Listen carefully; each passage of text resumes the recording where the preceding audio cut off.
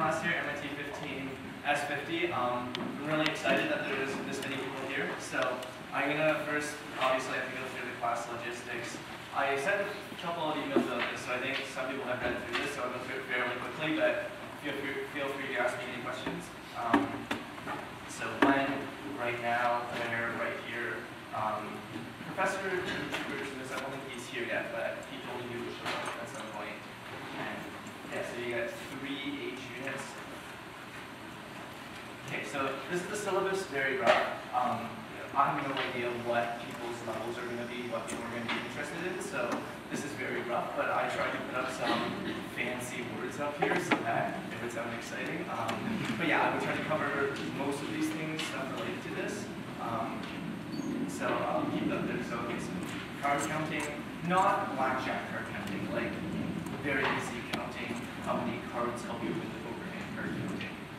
Myths of poker, common misconceptions, and so the next couple of things are all specific to poker, like preflop ranges, polarization, bet sizing, implied odds, reverse implied odds, analyzing flops, bluffing, thin value. So don't worry if you don't understand what some of these things mean. Folding good hands, slow playing, river odds, ICM theory. And then at the end, there will be more stuff that's more related to just less specific to poker, or more specific to game theory and just in general. So like decisions versus results, best responding, faults of natural behavior, and then some statistics and variance, risk management, and at the very end, some more like philosophical stuff about how to deal with bad luck and poker bots, because there's a poker bots class here at MIT. So I know some people will also be taking that, so I thought I'd talk about some stuff like that. Okay, so I think most of you know now, the grading is pass-fail. So I set up a private home game league on PokerStars, and there's going to be tournaments, and you need to acquire 10 points to pass. So 10 points is very easy to acquire, by the way. I don't mean for this to be a very high-pressure situation where you need to, where it's very difficult to pass. It's supposed to be. I hope everyone passes. I think 10 points is very easy. Yeah, so there's no P-sets, no exams. So it's just you need to do sufficiently well in tournaments. But the 10 points benchmark is very low. I'll talk more about it, but the 10-point benchmark is very low. Okay, so the points is different than currency. So usually when you play poker, you wager some money or some points or whatever. And if you don't do well, then you lose your money, right? Your amount of money goes down if you don't do well. But the thing is, with points, you can't go down. You join tournaments and you get points for doing well. And if you lose the first hand, you don't lose any points. It's just 0 points. So this is unrealistic, yes, and it's kind of unfortunate that people aren't punished for just playing a tournament and doing really poorly and you're not punished. But the thing is, the PokerStars software has a very good leaderboard system. Like, it's very good. It's very easy to see who has the most points. But for obvious reasons, it's not going to let you go see how much money everyone's made, because that would be very bad, right? If other people can find out how much money you've made and look at your bank account and see how much money you have. That's really bad. So, so it's a bit unrealistic that we're going to keep track of points instead of how much money everyone's up or down.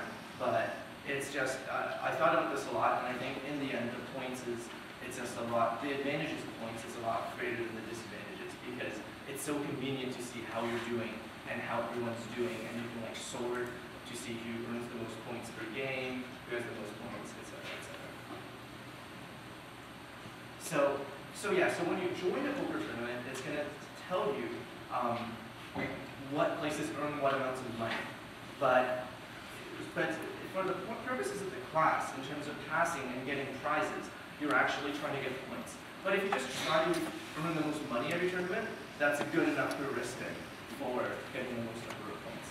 Except you're incentivized to play as many tournaments as possible. So I think this is a good thing. I don't want people to, I don't want you to be afraid of failing. Like, I'm getting my last dollar. I can't play anymore because if I lose it, I'll fail. I don't want people to have that mentality. So You're incentivized to play as much as possible, and you can still use your play money balance as an indicator to yourself of how well you're doing. Okay, so now the other thing is, now that we know we're dealing with points, not currency, we're going to talk about tournaments versus cash games. So there's two essential ways to play no limit Texas Hold'em, and these are the two main ways. They're essentially the same, but I'll quickly go through the differences. So for this class, we're going to deal with tournaments, and the main reasons are the reasons I bolded on the left. So tournaments are everyone, you pay a certain buy-in fee, and then you get a fixed amount of chips. And you keep playing until you lose all your chips. Okay? And the people who last the longest get paid money. For cash games, you start with any amount of money you want. You can bring any amount of money you want to the table. You can leave any time. You can start any time. So this table has a lot of stuff on it.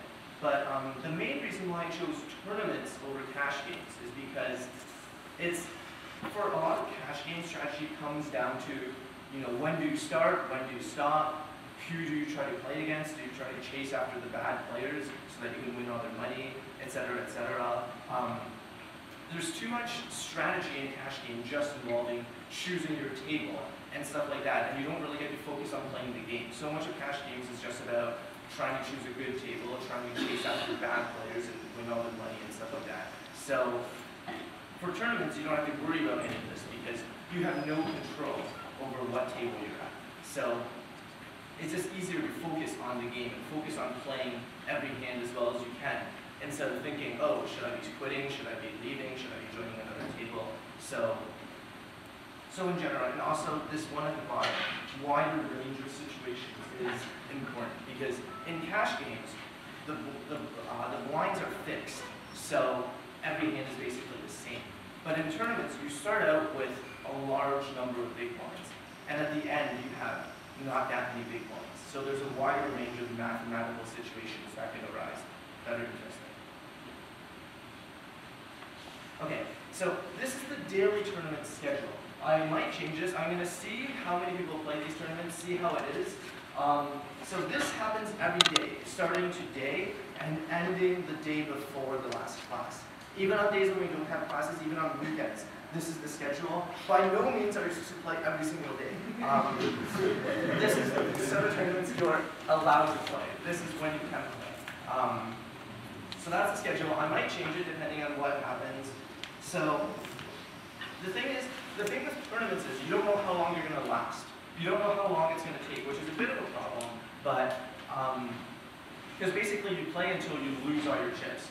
But basically, so it says the major and deep stack tournaments take anywhere between a minute if you lose the first hand, and 3 hours. The other tournaments take up to 2 hours. So yeah.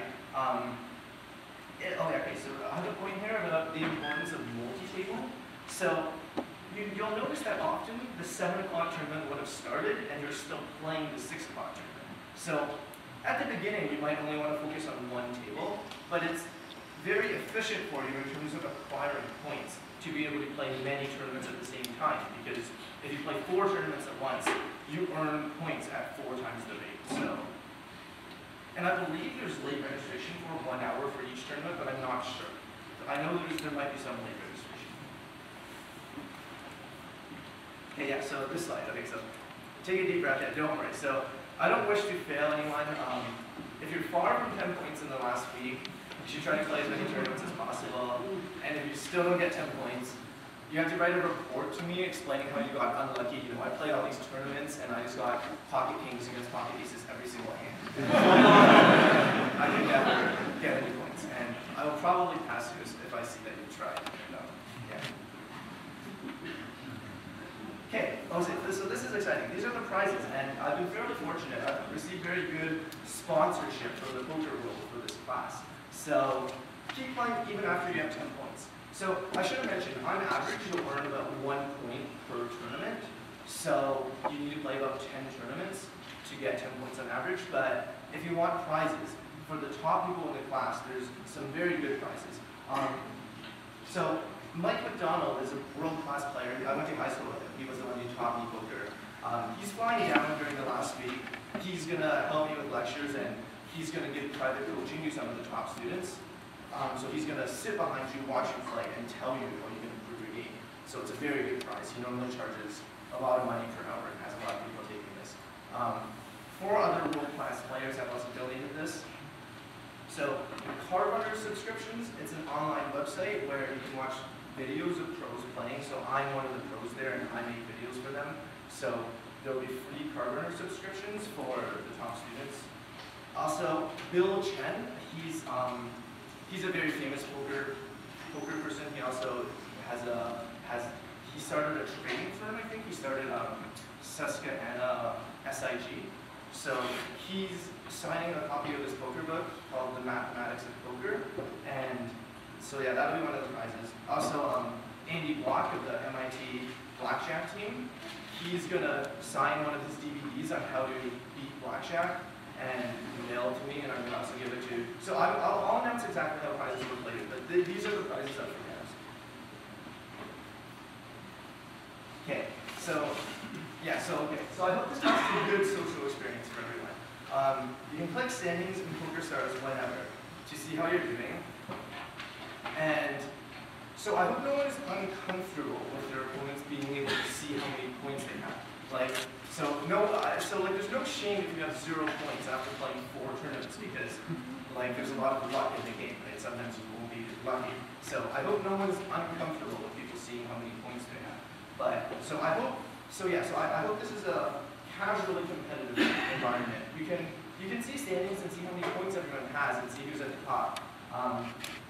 So I hope it's competitive, but I also hope it's, people aren't like trying to kill each other to win like an hour of coaching with like McDonald's or something. So this is why I asked everyone to use your real name online so that you can meet people, right? I hope you come to class the next day and say, oh, your name was David M. Oh, who's David M? You made a sick bluff against me, and I hope you meet people in this class and talk to them about poker hands, and this is how you improve a poker. You talk to lots of people, get their opinions on hands. Okay, so the course homepage is there. Please join the mailing list. I think most of you know this. So I think this stuff I just emailed to everyone. Yeah, missing classes. It shouldn't worry. It shouldn't be a big deal. But each class does greatly build upon the previous classes. So like hopefully you do. So Christian, my friend there, he's trying to. So I'm very thankful for Christian. He's trying to videotape the classes. So hopefully this works out. I'll even put it on YouTube hopefully. But if not, you can try your best from the PowerPoint slides. So missing classes I'm not going to keep track, but you will fall behind in terms of knowledge. It'll be harder for you to get points because other people will know more about poker than you when you're playing against them. But okay, so that's that. So last administrative thing before we start. I encourage you to register. If you're not registered but do plan on competing in the online league, please send me an email letting me know, like I'm from Harvard or So, okay.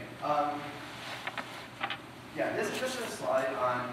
I'm just saying you should try to start playing right away. You shouldn't wait until the last week and play every single tournament on the last couple of days to try to get 10 points. It's because if you don't play, it'll be hard to follow the lectures. Like, if you play a lot, then stuff that I say in lectures will make a lot more sense. If you don't play until the very last day, you're probably not going to understand what I'm talking about. So it's important to start playing right away, basically. Okay, so are there any questions about logistics before I start? So I was that clear. I was extremely clear. Okay, that's good to know. Okay, so let's start playing. So I'm just going to first do an example. Okay, so everyone can see, so there's my digits. Okay, so I'm just going to quickly go through an example hand and then go through some theory. So we're dealt ace-jack of diamonds in first position, so we're going to raise, and this is probably one of the weakest hands I would raise because there's a lot of people behind me. You could have good hands. But I think ace jack suited, so ace jack with the same suit is still good enough to raise from here. So okay, so everyone folds to the big blind, right? So to the big blind, and the big blind calls. Okay, so does everyone understand the interfacing? People are with me in general. So this is just the PokerStars interface. This is the exact same interface as the software I asked you to install. So hopefully everyone can follow what's going on. Just let me know if I'm going too fast. Right, so we raise the 90 and the big blind calls. Okay. So this is the flop, and our opponent, cutie pie, bets 90 into 195. So, okay, so what would people do here? So who would fold? Let me check. Put up your hand if you would. Put up your hand if you would call. Okay, so the rest of you guys would raise. Okay. So we're gonna raise here. We're gonna raise to 225. And our opponent calls. Okay, so the reason we raise is because we can put a lot of pressure on our opponent just by raising here. Because, you know, he can't really play that well. And not too many hands are really strong on this flop. So, you know, we're not really risking that much because we're only raising a very small amount. But we're putting a lot of pressure on our opponents because on a flop like this, it's possible that we have something like pocket aces that's very strong that we raise from first position. But our opponent probably doesn't have pocket aces because if he did, he would re-raise us pre-flop. So in general, raising here is a pretty good play. And also, we have lots of ways to improve our hand, right? We can hit an ace or hit a jack. Or, okay, so there's also lots of hands we can hit after two cards come. So if you notice there's a diamond. So if two more diamonds come, then we have a flush. And also, if a queen and a king come, then we have a straight. Or if a 9 and an 8 come, then we have a straight. So this is called backdoor outs. So I'm gonna just quickly go through a lot of stuff, just to go through a hand, and then we'll talk about everything we've done. So we're gonna raise here. So sort of as a bluff. And he calls. Okay, the turn is the jack of spades, which is pretty good for us. And our opponent checks. Okay, so you know we raised, and now we have top pair, right? So this is good. So because now before we don't beat a 10, but now we can beat a 10, or beat a 7, or beat a deuce. So we have the highest pair possible with the highest card, with the highest kicker, which is the ace, the highest card to go along with. So we're gonna bet 400, and okay, our opponent raises to 950. Okay, so now here, okay, who would fold here? Put up your hand if you would fold. Okay, put up your hand if you would call. Okay, put up your hand if you would raise against this. Okay, so what I chose to do was I chose to fold, and our opponent chose the best hand possible with also the flush draw. Okay, so this is the hand. Okay, so now what do we learn from this hand?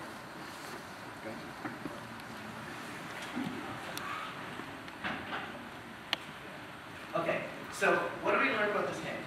One is most hands miss most flops. So on the flop, we raised because even though it looks like we didn't hit that flop, right? We only had an ace and a jack, and no aces or jacks came. But the thing is, most hands miss most flops. So having ace high and jack high on that flop is still very good. So we raise. And two is, small bets and raises can put your opponent in a tough situation, and it doesn't cost you much, right? We only have to risk 225 in our bet, and we put our opponent in a very tough situation where we have to call us or get fold. So making lots of small bets to put your opponent in a tough situation is always a good idea. And the last thing is, when blinds are small, don't put in all your chips with one pair. So there, when the Jack of Spades came, and I said, oh, let's fold, I think you should definitely fold in that situation. So when the blinds are small, which they were, right? The blinds were pretty small. You never want to put in all your money with one pair. So these are just general rules, and I wanted to go through some general rules for post-flop play, because the focus of today is going to be on pre-flop play. I'm going to show you what hands to choose before the flop, and I'm not really going to talk much post-flop. So for now, you just try to wing it if you're going to play tonight or something. Try to just wing it with these 3 tips and use your best judgment, because I'm not really going to go through any more post-flop play after this. I'm just going to go through pre-flop play. And so I wanted to go through that hand to show a bit about post-flop play. But I want to go through pre-flop play first, because you need to know which hands to choose pre-flop to understand decision-making post-flop, because you need to have some idea of what is my opponent likely to have pre-flop before any post-flop logic makes sense. So, okay, so the importance of blinds. So the blinds are the things that are the bets that the people have to automatically put in, right? So this makes sense. Okay. So the game revolves around the blinds. The motivation of every hand should be to steal the money that was forced into the pot. Okay, so this is like the fundamental thing that drives the game. The money that was blindly put into the pot, you're trying to steal the money that was blindly put in the pot. If there was no blinds, then there would be no game. Like, you would fold pocket kings pre-flop if there were no blinds, because there's no point, because you're not risking to win anything, right? Because there's nothing to win. So there must be something out there up for grabs for you to try to win. So it's very important, and your mentality should be to steal the blinds as often as you can. Whenever you're playing poker, your mentality should be to win the blinds. And also, I'm always going to talk about blinds. I'm always going to talk about how much money you have relative to the blinds. So having $400 in front of you in a game where the blinds are $1, $2, for my purposes is going to be completely equivalent to having $4,000 in front of in a $10, $20 game. Okay, so when the small blind is, so when I write $1, $2, that's the small blind and the big blind, and the small blind is half the big blind. So in a game where the small blind is $10 and the big blind is $20, having $4,000 in front of you is equivalent to the other case. Okay, so I'm always going to talk about how much money you have in terms of blinds, not in terms of dollars. So in both situations, I'm just going to say you have 200 bets without worrying about how much money it is. Okay, so you want the blinds. So that's the point. You want to get the blinds. So to get the blinds, you need to not fold, right? You need to raise.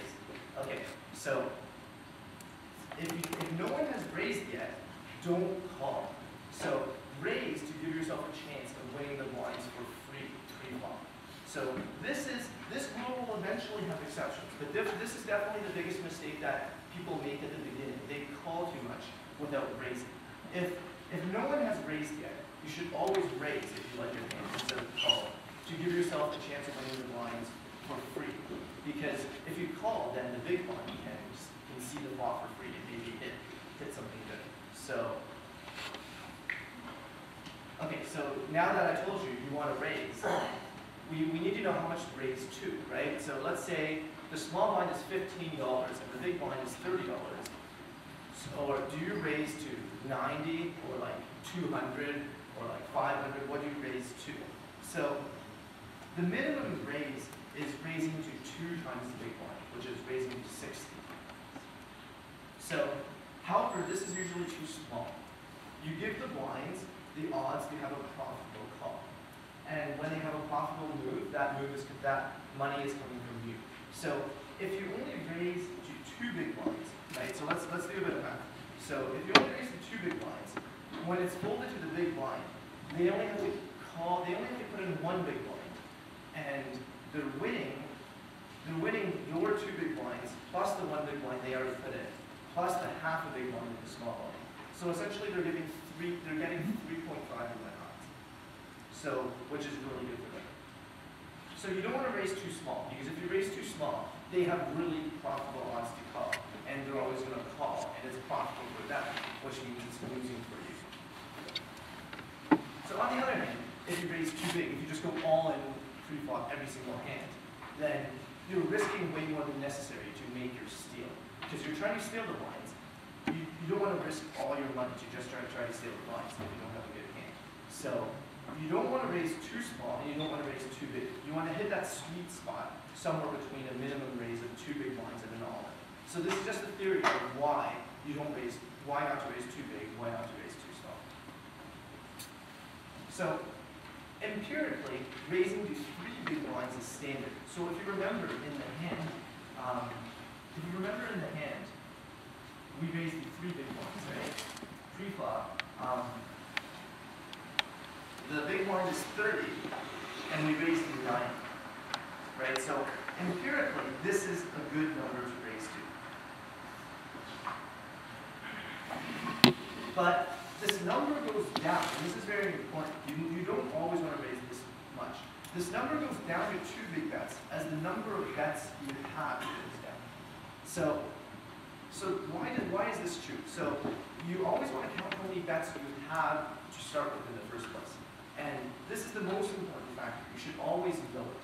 So the general rule is the fewer number of bets you have, the less you have to raise to, which means the smaller you need to raise. Because the number of bets that could potentially go into post-flop is less relative to how much it goes into pre-flop. So your direct odds are less since your post-flop room to maneuver is smaller. Okay, but the thing is, when you're counting how many big bets you have, you can't just look at your own stack size. Because if you're the big stack and everyone behind has a small stack, then you never need to actually play for your whole stack. So it's not actually how many bets you have, it's how many effective number of bets you have. So we're going to go through an example of how many bets everyone has. Okay, so your David V1213, this player here, you see where the mouse is? So we have 400 chips, and the big blind is 40. So we have 10 bets, right? 400 divided by 40 is 10 bets. Okay, so that one's easy. Okay, so now the next one, Loto's 64. We have approximately 8,000. So 8,000 divided by 40, that's 200, right? So, but do we actually have 200 big bets? So the answer is no. This is what I mean by you can't just look at how many bets you have. So Loto 64 can't say I have 200 big bets. I mean, I guess that's a correct statement. But when he's thinking about strategy, he's got to look behind, and he's got to notice no one behind has anywhere near as many chips as he does, right? He's got 8,000. The person behind with the most only has 3,700. So the most he'll ever have to play for is only 3780, right? So I guess I'm bad at division. I guess this should actually be like 94.5 big bets or something. But he only needs to account for the maximum number of big bets he's risking, which is only 9.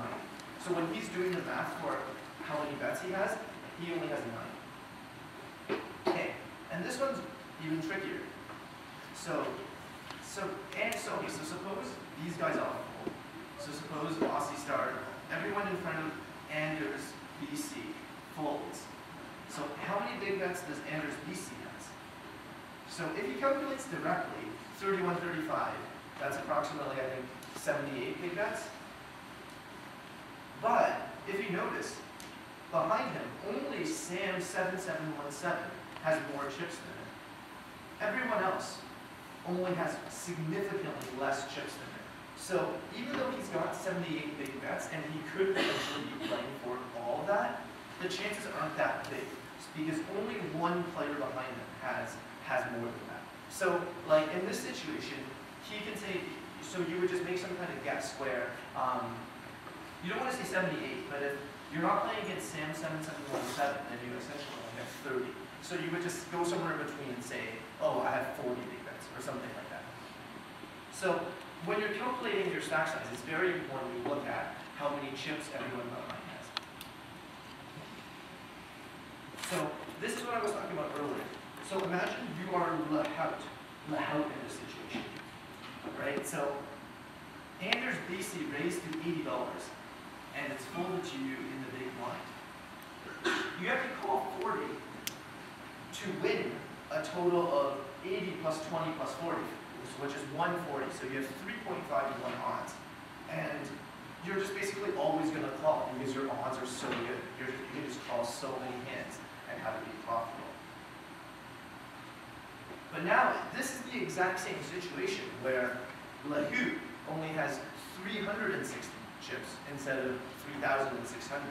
And now, even though he's got these great odds, he can't really call as much anymore because if he's calling, he's putting in like 10% of his remaining chips, which is a big deal to him. He doesn't have as much room to maneuver post-flop because post-flop he's going to be all in with a single bet. So he's got to be a lot more selective about which hands he chooses to call here.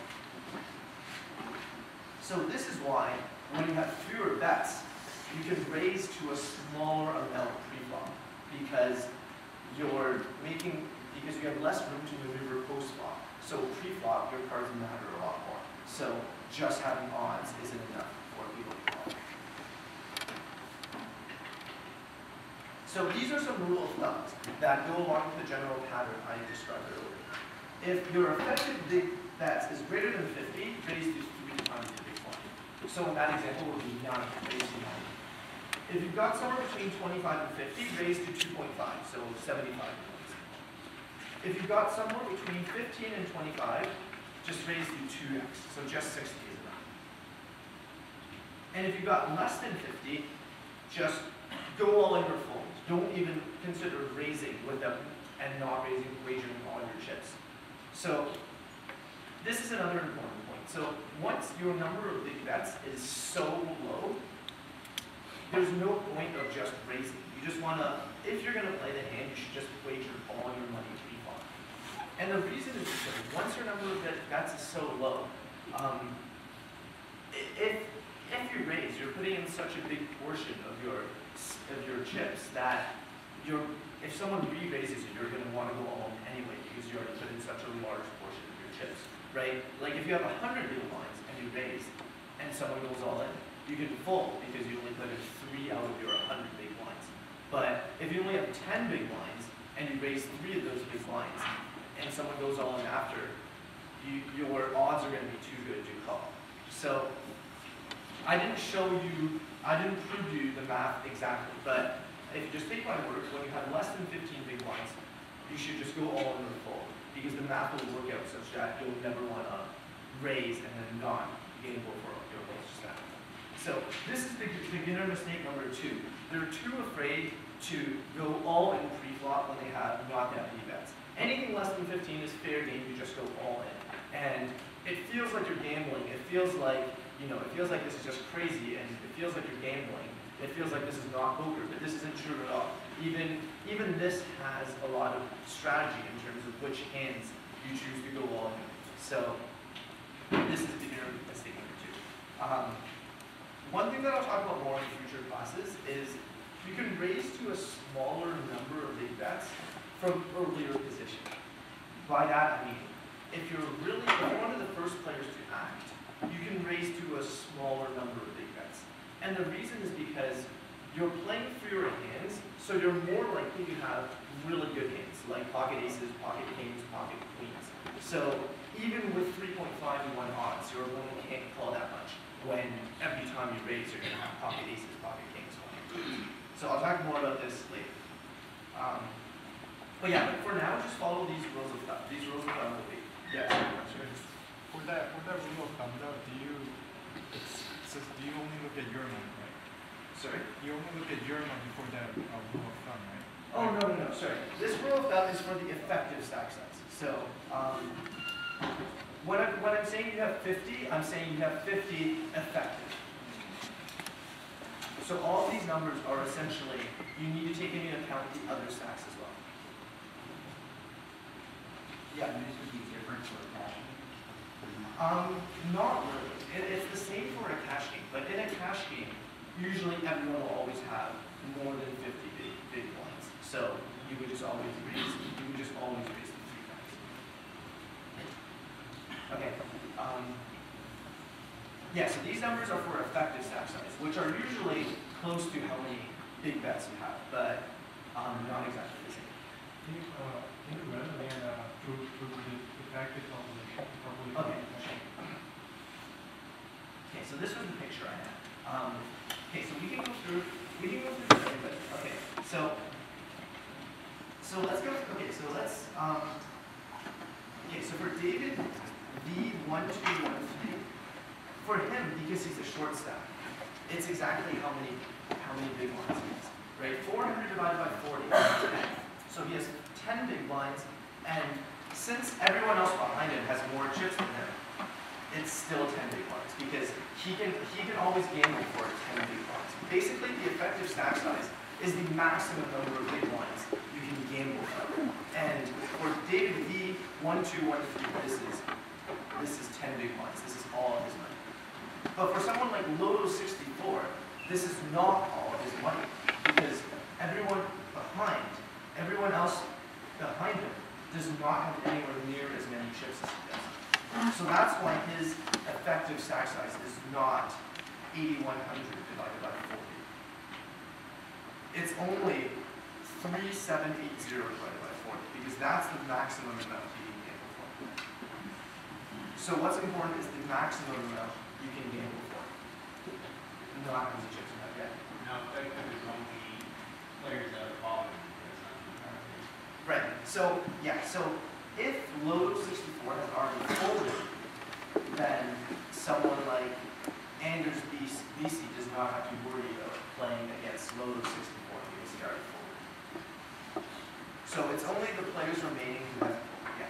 Wait, so say in that case, say all the other players except Lotus64 has just $400. Okay. Then Lotus64 has effectively 10 big blinds. Yes. Correct. Yeah. But then why wouldn't he always just raise 3BB though? For Lotus. So why would she wouldn't raise 3BB if everyone else only had 400 chips? Because he would go through the chart and he would say, my effective number of big blinds is only 10. So he would just go all in.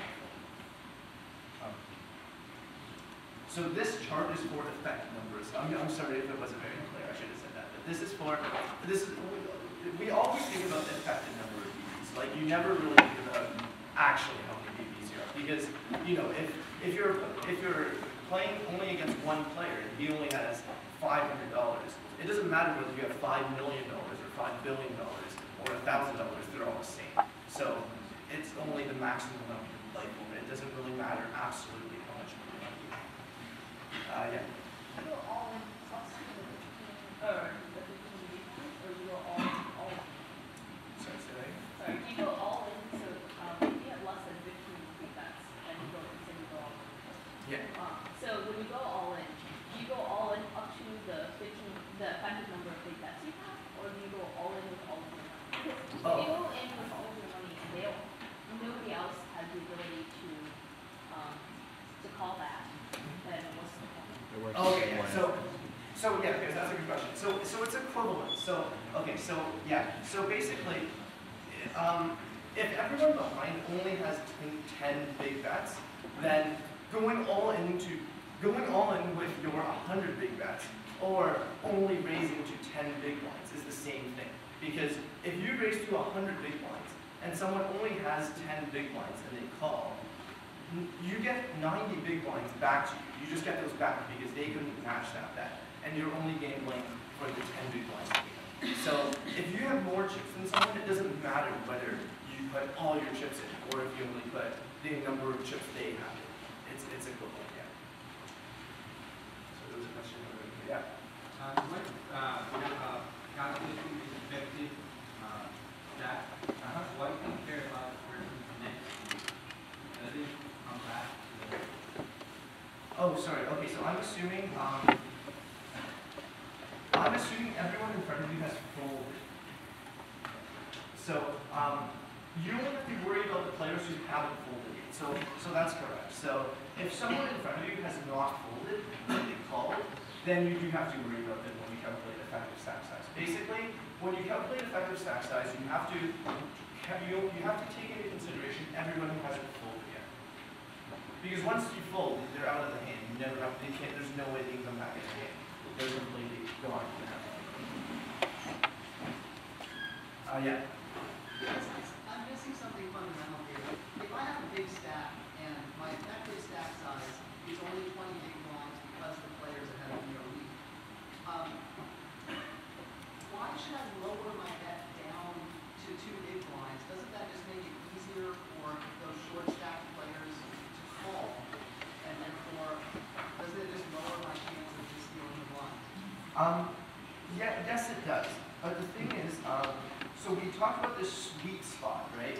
So we said, right, so what you said is correct in that if you raise bigger, you have a higher chance of getting the blinds.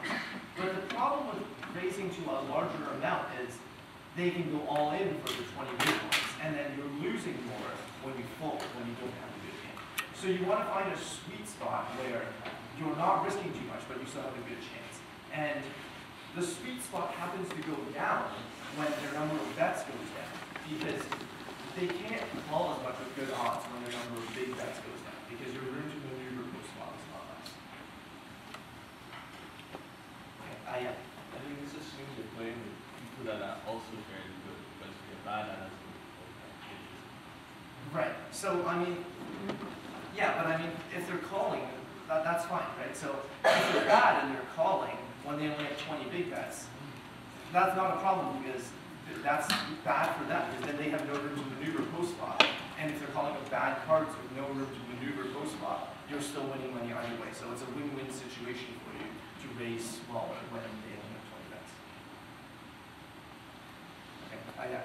Could you repeat the questions? I can't really hear what people are asking. Oh, okay. Can people in the back hear me? Okay. Okay, yeah. Okay, yeah. So, can everyone in the back hear me? Okay. So, if you're asking a question, can you try to talk a bit louder, I guess, so that I'll try to repeat the questions. Okay. Okay. So let's go on.